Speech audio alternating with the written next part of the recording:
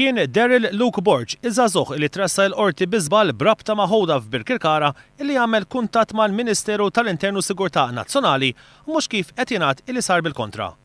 Kien ukoll Borg li ħammijaw lill-kriminal Charles Attard magħruf bħala iż-Żambi sabiex ikellem lill-Ministru Manuel Mallia bħala persuna tal-fiduċja tiegħu. Dan kien ikkonfermat mill-Kummissarju tal-Pulizija Peter Paul Zammit. Attard, magħruf iż-Żambi, ġie kuntattjat mill-Chief of Staff. Il-verżjoni li għandi jien uffiċjali u li nista' nikkonferma hija li bil-maqlub.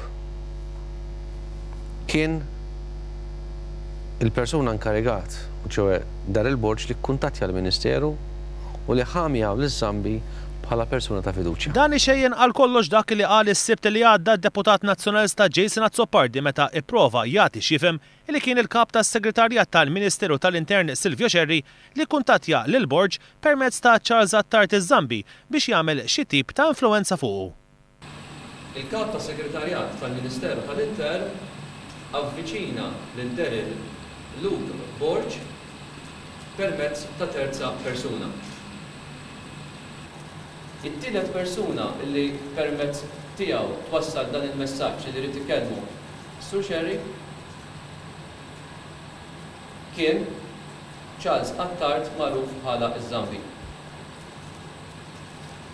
Charles Attard magħruf bħala iż-Żambi kien instab ħati ta' tentattiv taqtil f'każ illi kien seħħ fl-94. Il-Kummissarju Zammit qal li hemm ir-records tat-telefonati li saru li jikkonfermaw kif kien Daryl Luke Borg li kuntattja lill-Ministeru. Dawn mhux sempliċement qed ngħidhom jien, dawn qed ngħidhom wara li ġew konfermati tramite il-phone logs li ovvjament nafu min ċempel lil min l-ewwel. Jason Azzopardi għażel li jagħmel konferenza tal-aħbarijiet mimlija allegazzjonijiet waqt li għaddejja inkjesta indipendenti mmexxija mill-eks imħallef Franco De Pasquale dwar identità żbaljata li waslet għall-arrest ta' Daryl Luke Borg. Iżda l-Kummissarju qal li min ta' l-informazzjoni lil Azzopardi taħ informazzjoni żbaljata. Min ta' il-verżjoni skorretta kif ġiet pubblikata minn l-Onorevoli Jason Azzopardi sfortunatament għamel ħażin. Għamel l-affarijiet bil-maqlub ta' kif effettivament ġraw. Intant fl-istess intervista l-Kummissarju Peter Paul Zammit qal li hekk kif kien sar jaf bil-każ ta' persuna arrestata bi żball huwa talab l-investigazzjoni indipendenti tal-Bord tal-Pulizija.